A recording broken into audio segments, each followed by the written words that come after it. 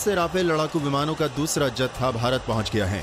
भारतीय वायुसेना ने बुधवार को जानकारी दी है कि राफेल विमानों का दूसरा जत्था फ्रांस से नॉन स्टॉप उड़ान भरने के बाद बुधवार की रात 8:14 पर भारत पहुंच गया है। 3 नए विमान फ्रांस के इस्ट्रीज से गुजरात के जामनगर पहुंचे।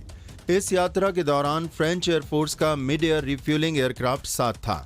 इस यात्रा के लिए भारतीय वायुसेना के पायलटों को फ्रांस के सेंट दीजियर एयरबेस में प्रशिक्षण दिया गया।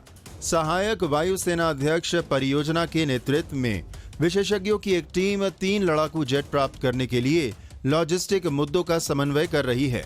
इन 3 नए विमानों के आने के बाद भारत के पास कुल 8 राफेल विमान हो गए हैं। इससे पहले 29 जुलाई को 5 राफेल विमान आए थे। इन्हें 10 सितंबर को अंबाला में आयोजित एक कार्यक्रम के दौरान गोल्डन एरोज स्क्वाड्रन में शामिल किया गया था। राफेल के पहले बेड़े को जब वायुसेना में शामिल किया गया तब रक्षा मंत्री राजनाथ सिंह ने इसे गेम चेंजर करार दिया था। उनका दावा था कि राफेल के साथ वायुसेना ने टेक्नोलॉजी के स्तर पर बढ़त हासिल कर ली है। राजनाथ सिंह ने कहा था, मुझे विश्वास है कि हमारी वायुसेना ने राफेल के साथ एक तकनीकी बढ़त हासिल कर ली है।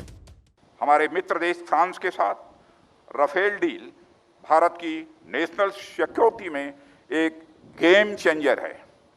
इसका लॉन्ग रेंज ऑपरेशन, अपने वजन के बराबर आर्मामेंट और एडिशनल फ्यूल कैरी करने की कैपेसिटी, शॉर्ट लैंडिंग ग्राउंड से ऑपरेट करने की एबिलिटी, हाई स्पीड जैसी खूबियां इसे दुनिया के बेस्ट एयरक्राफ्ट में से एक बनाती हैं।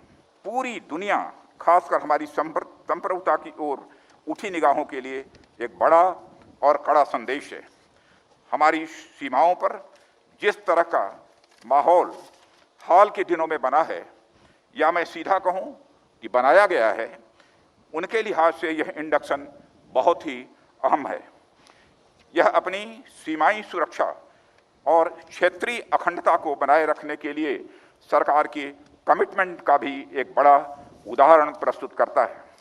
राफेल 4.5 पीढ़ी का विमान है और इसमें नवीनतम हथियार, बेहतर सेंसर दिए गए हैं।